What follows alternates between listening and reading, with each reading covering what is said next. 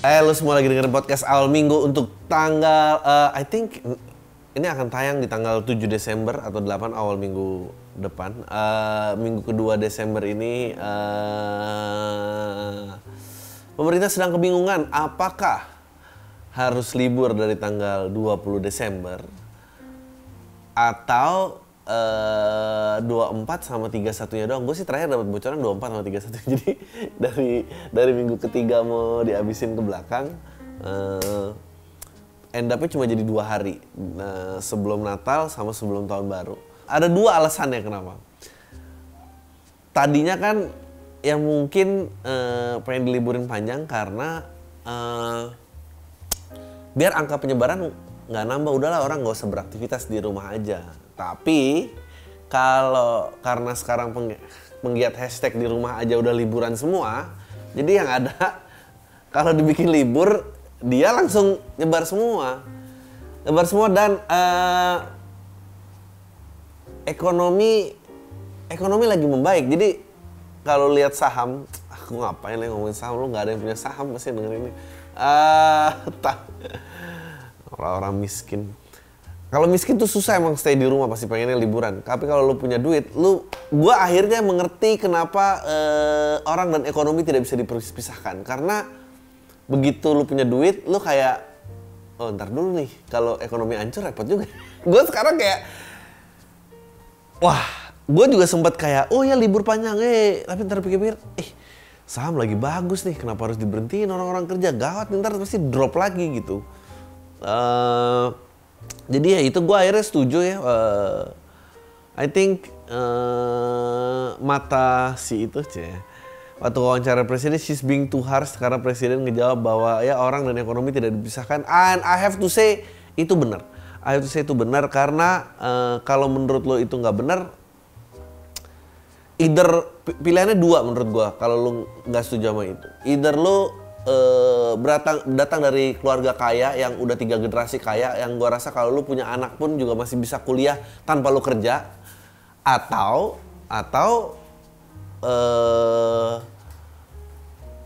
lu miskin. Terus yang satu lagi pemimpin daerah ini, ya ampun, saya memberikan pengakuan langsung bahwa semua orang yang berinteraksi terhadap coy gitu, kenapa ini surprising gitu, maksudnya ya ini udah takdirnya gak sih, maksudnya nggak ada penanggulangannya gini ya, it's about time. Pokoknya gue tuh percaya siapapun dari bulan September tuh kena corona, ya kan gue bilang juga apa pasti udah gitu aja, gimana nggak ada penanggulangannya. It's flooding the media. Maksudnya gue sedih. Kenapa kejahatan HAM di, gue lupa di daerah mana, kalau nggak salah Gorontalo ya, 6 orang korban, 1 tempat ibadah, berapa rumah dibakar. Kenapa nggak itu yang naik ke permukaan? Ini flooding the media banget gitu, biar semua yang ngomongin ini. Terus yang nyebelin adalah dari si pimpinan daerah itu bilang wah ini merupakan bentuk transparansi. Fuck, ini adalah bentuk tidak ada protokol aja. Gimana sih ceritanya? Ini bukan transparansi, this is madness, man. Bentar lagi bakal diborgol orang sih. Siapa coba lihat siapa anggaran. Kita tuh mesti harus bisa ngecek berapa anggaran dana yang disiapkan oleh kantor administratif ya untuk menciptakan protokol-protokol yang aman di daerah kantornya tersebut gitu. Siapa yang menang pitch-nya, berapa budget yang turun, terus berapa yang sebetulnya diajuin sebagai quotation, bikin keran-keran dan apa yang injek-injek itu di luar itu berapa lama, because gue tuh baru ngerti kenapa sih sekarang keran diinjak bukan diputar, karena orang nggak mau megang ya, takut bakteri berpindah. Injakan itu gue sebel banget yang injakan pompa. Gue kayak kenapa nggak sistem injak keluar itu berhenti. Ini menurut gue sistem yang lebih baik daripada keran yang atasnya dicedak terus diginiin mati gitu. Jadi lo harus 2 tangan Terus kalau lu sabunan pasti ngotorin kerannya gitu. So fucking stupid. Stupid. I think yang satu yang perlu jadi berita dan diangkat adalah mahasiswa yang melaporkan dosennya korupsi kepada KPK dan mahasiswa itu diskors. Gue tuh yang bingung dari hal-hal seperti itu adalah itu waktu rapat dosen nggak ada yang bilang, Pak yakin Pak kita yang mau nge-scores mahasiswanya Pak, gila kali. This is gonna be on the news. This is gonna be on the news.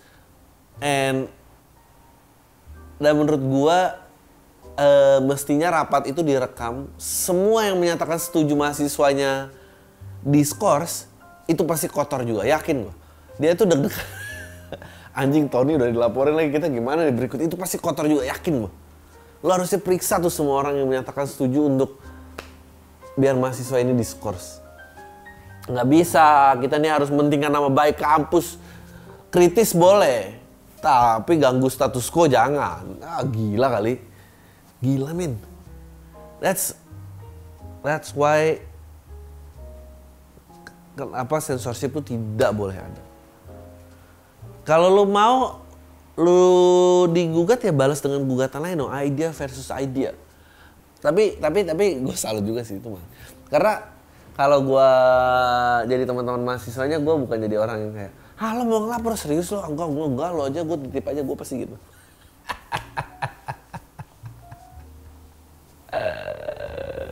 Itu pasti mahasiswa yang lapor juga, dia nggak begitu banyak temen. Karena temennya pasti bilang kayak, jangan men, jangan dilaporin men, kasih. Jangan men, ntar kita kena masalah beneran deh. Itu pasti ada teman-teman yang bilang, kan gue bilang juga apa. Janganlah kebanyakan nge-follow KOL SJW. Sekarang kalau lu di penjara, emang KOL-nya mau belain? Kagak. There's no justice in this world. Semua itu demi masing-masing aja. Gila men. I'm gonna continue to the questions. Kita lihat ada keresahan apa. Bagi lo yang mau email, please keep it short. Jangan masalah nggak tahu apa gitu, kerja atau kuliah, ya yang kalau nggak punya duit ya kerja lah gitu. Kalau masih punya duit ya kuliah, nggak apa-apa kok. Jangan yang kayak gitu-gitu. Relationship boleh, perempuan lebih diutamakan karena semua laki dongo-dongo lagi.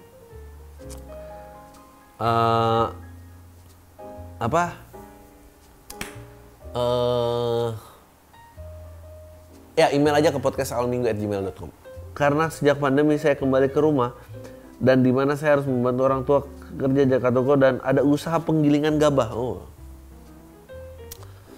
Banyak waktu bersama teman-teman saya yang hilang seperti berapa kali libur atau sekedar nongkrong karena saya harus bantu orang tua. Terkadang saya juga merasa iri dengan teman-teman saya yang bisa main kapanpun karena kerjaan orang tua yang tidak pernah libur meskipun weekend, ditambah sifat bapak saya yang semi otoriter dan gampang marah. Kadang ada momen dimana saya mau ajakin ribut, bapak saya tahu cuma masih bisa ketahan karena saya punya emosi. Hiburan saya nonton stand up digital, dengerin podcast sama game online. Oh ya, saya udah nonton show-nya dari Mas Adri, dua-duanya keren Mas. Menurut Mas Adri setelah lulus mending kerja di luar kota dan mandiri atau kerja di kota asal dan tinggal sama orang tua ya Mas. Mungkin Mas Adri ada pesan buat orang atau anak-anak yang mungkin mengalami situasi yang sama seperti saya. Terima kasih, salam dari Tuban, Jawa Timur.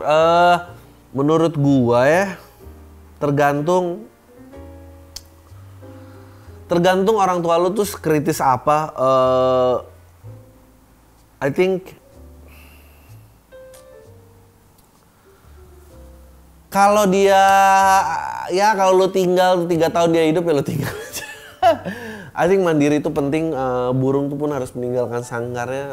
Tidak ada cerita orang sukses karena diawasi orang tuanya, itu nggak ada. Lo boleh cari. Ya, I think you should define your own place. Kecuali dia udah kritis dan tidak mencari makan dan segala macam, ya boleh lah. Tapi kalau nggak ya, grow a heart dalam artian bukan cuma tentang memaklumi mereka, tapi grow a heart dalam menerima tekanannya mereka, karena mereka menekan atau mereka nanya itu juga hak mereka, lo harus mengerti. Tapi untuk menjalani hidup lo itu juga hak lo, jadi lo tidak boleh melarang mereka mengungkapkan haknya. Yang lo boleh lakukan adalah makanya grow a heart, hidup punya hati aja men, yang tangguh, tarung. Jangan cuma banyakan cemen-cemen di belakang gitu, jangan. Tarung. Gue pendengar lo dari tahun 2018 dan coba memberanikan diri cerita sama lo. Gue berumur 24 tahun dan kerja sebagai karyawan biasa di Jakarta. Semenjak gue kerja, gue merasa malas kenal orang dari real life. Akhirnya gue mutusin download dating apps dan akhirnya kenal sama satu cewek. Kita sharing berbagai hal. Yang gue ingat salah satu episode lo ngobrol dengan Vincent. Dimana cerita sedih lo bisa jadi kartu buat impress cewek, dan sudah gue lakuin dari dulu, dan karena gue sadar nggak punya achievement apapun, dan kayak lo bilang sama Vincent sekarang gue udah coba dan nggak works buat beberapa cewek.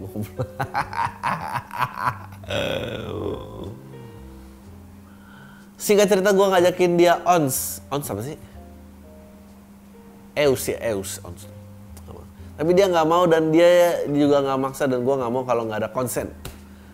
Dia tahu gue punya suicidal thoughts karena dia pernah curhat ke gue. Gue tahu dia. Lu tahu dia punya suicidal thoughts karena dia pernah curhat ke gue. Akhirnya gue coba cerita ke dia bahwa gue pengen suicide padahal gue bohong. Wah.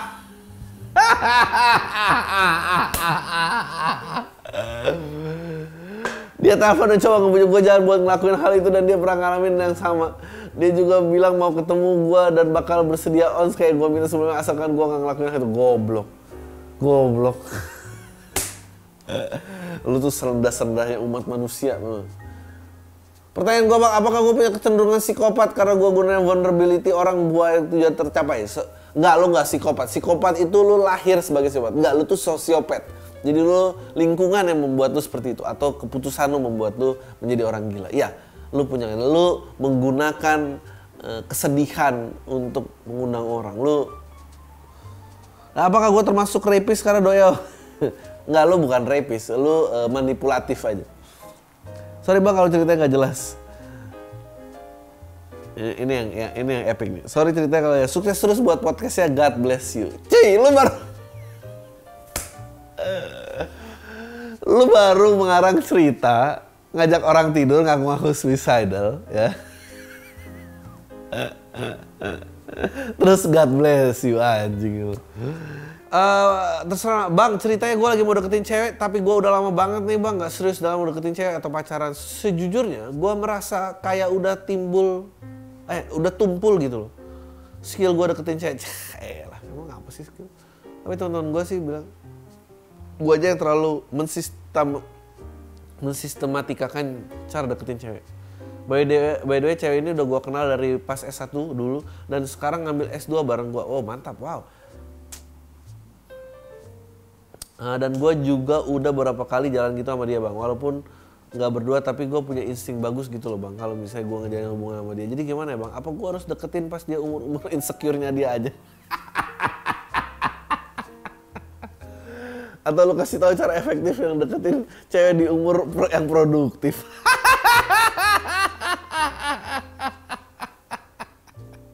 Ya kalau usahanya mau dikit, deketinlah di atas umur 28, dimana dia udah mulai worry gitu, dimana perempuan udah mulai ngejajarin temen gengnya, dan dia kayak anjing dia udah nikah, gue nggak boleh jadi terakhir. Nah itu biasanya lebih gampang tuh masuknya. Gue dulu punya joke, cewek milih pasangan menikah tuh kayak mau ke kantor tapi harus nyetop taksi gitu. Lu kayak telat ke kantor tapi harus nyetop taksi. Ya dulu sih awal-awal pengennya Bluebird Express, tapi kalau nggak penuh terus ya taksi sepakat juga boleh lah. Ya udah gitu, terus lu ke-trap di dalam taksi kayak, neng kok mau sih naik sama yang gak jelas gini. Dulu juga yang jelas, aku yang jelas juga nggak tahu mas nyetir ke arah mana, udah mendingan yang ini aja saya sampai tujuan lah kayak gitu. Itu lo kalau mau lu kejar yang kayak gitu. Tapi kalau dalam urusan produktif ya lo harus bisa lebih tinggi daripada dia sih. Lo harus lihat apakah persaingan lo tuh berat apa enggak gitu.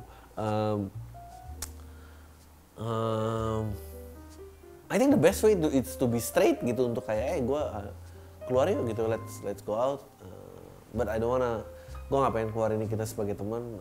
Gue pengen lihat possibility-nya lu berminat apa enggak, belajar menerima penolakan di awal aja dan move on gitu, daripada udah investasi tarik ulur, imajinasi lu bermain sendiri, padahal dia nggak suka banget sama lu, itu lebih capek menurut gue.